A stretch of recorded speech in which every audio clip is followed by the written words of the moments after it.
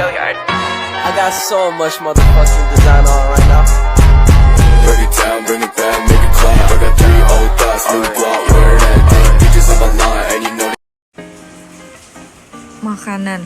Makanan hasil dari proses pengolahan suatu bahan pangan yang dapat diperoleh dari hasil pertanian, perkebunan maupun perikanan. Kemudian pengertian keracunan ialah masuknya suatu zat dalam tubuh dalam jumlah tertentu yang dapat menyebabkan reaksi tubuh yang tidak diinginkan, bahkan dapat menimbulkan kematian. Keracunan makanan pada umumnya merupakan makanan yang media sesuai untuk pertumbuhan dan perkembangbiakan mikroorganisme. Menurut Gaman dan Sherrington 1996, keracunan makanan adalah gejala yang disebabkan karena mengonsumsi makanan yang beracun atau terkontaminasi bakteri ataupun mikroorganisme. Penyebabnya yang pertama itu keracunan makanan secara kimiawi. Terdapatnya bahan kimia beracun dalam makanan. Keracunan tersebut dapat berasal dari bahan kimia pertanian yang sengaja dipergunakan untuk kegiatan produksi. Misalnya dengan pestisida, timah, merkuri, dan juga kadmium. Kedua, keracunan makanan secara biologis, yaitu makanan secara biologi karena memakan tumbuhan yang mengandung substansi yang terdapat secara alami dan bersifat membahayakan, misalnya cendawan yang beracun dan singkong. Kemudian yang ketiga, keracunan makanan karena mikroorganisme. Biasanya disebabkan oleh A. Orang yang menangani atau mengolah makanan tidak menjaga kebersihan ketika memasak ataupun mengolah makanan sehingga makanan terkontaminasi baik bakteri maupun mikroorganisme lainnya. B. Lingkungan atau area dan peralatan adanya debu di ruangan, tempat penyimpanan bahan makanan, kemudian di peralatan masakan yang kotor. C. Bahan makanan. Bahan makanan yang mengandung bakteri menyebabkan keracunan pada saat dibawa ke dapur, atau bakteri dapat masuk ke bahan makanan karena kegagalan pengolahan selama persiapan. Dampak keracunan makanan. Yang pertama itu ada kram perut. Menurut ilmuwan dari University of Maryland Medical Center menuturkan kram perut itu merupakan umumnya terjadi segera setelah mengonsumsi makanan atau dalam waktu 12-72 jam. Kondisi ini merupakan salah satu usaha penolakan tubuh terhadap zat beracun tersebut. Kemudian yang kedua itu ada muntah. Muntah terjadi akibat keracunan atau sengaja dibuat muntah sebagai upaya mengeluarkan racun yang masuk ke dalam tubuh melalui mulut.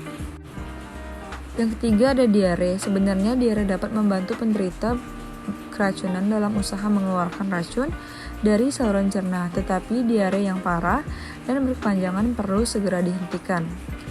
Kemudian yang keempat itu ada dehidrasi, kondisi di mana umumnya diperparah dengan adanya muntah dan diare. Kelima ada pusing, dan keenam ada lemas. Untuk penanganan apabila terjadi keracunan makanan atau penanganan yang pertama itu menangani racun penyebabnya, kedua mengatasi efek atau gejala klinik akibat keracunan. Menangani racun dengan penyebabnya itu yang pertama mengurangi absorpsi racun dari saluran cerna, kedua memberikan antidot penawar racun, ketiga meningkatkan eliminasi racun dari tubuh atau BAB. Kemudian mengatasi efek atau gejala klinik akibat keracunan. Yang pertama mengontrol keseimbangan cairan tubuh dan nutrisi. Kedua memberikan cairan infus, dan ketiga memberi obat jika diperlukan. Beberapa pertolongan pertama yang dapat dilakukan apabila terjadi keracunan makanan sebelum dibawa ke fasilitas yang terdekat. Yang pertama itu, bila penderita banyak muntah dan diare, berikan cairan pengganti yang cukup, seperti air putih, oralit, ataupun campuran air putih gula 2 sendok, teh garam setengah sendok, teh atau air kelapa untuk menggantikan cairan dan elektrolit tubuh yang hilang tadi. Kemudian yang kedua, berikan tablet karbon aktif untuk menyerap racun di dalam saluran pencernaan yang diminum dengan air putih. Kemudian bila tidak ada tablet karbon aktif, bisa mengonsumsi susu untuk mengikat racun dalam saluran pencernaan dan merangsang penderita untuk muntah, sehingga racun keluar dan tidak beredar dalam tubuh. Namun, jika penderita mengalami diare, sebaiknya tidak diberikan susu. Nah, yang terakhir itu pada anak-anak. Sebaiknya segera dibawa ke fasilitas kesehatan yang terdekat untuk mendapatkan pertolongan segera mungkin. Yang terakhir itu ada pencegahan, menjaga makanan agar tidak tercemar.